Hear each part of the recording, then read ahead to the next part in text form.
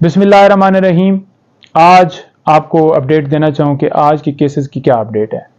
آج ایک تو سپریم کورٹ کے اندر کوئٹہ والا مقدمہ، جیسا کہ آپ کو پتہ ہے کہ وکیل وہاں قتل ہوتے ہیں اور ایف آئی آر خان صاحب کے اوپر مشورے کی دے دی جاتی ہے۔ وہ بھٹو والا معاملہ دوبارہ ریپیٹ کیا جا رہا ہے۔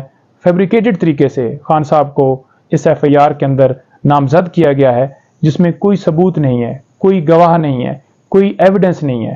لہٰذا وہ بھی سپریم کورٹ میں ہے، اور اس کے ساتھ ساتھ توشہ خانہ والا کیس 12 بجے سماعت وہاں پر ہوگی ہائی کورٹ میں، اور 2 بجے سماعت سپریم کورٹ کے اندر ہوگی۔ انشاءاللہ ہمیں پوری امید ہے کہ آج انصاف ہوگا۔ قانون کے مطابق خان صاحب کی آج بیل ہر صورت ہو جائے گی اور خان صاحب ہمارے درمیان ہوں گے۔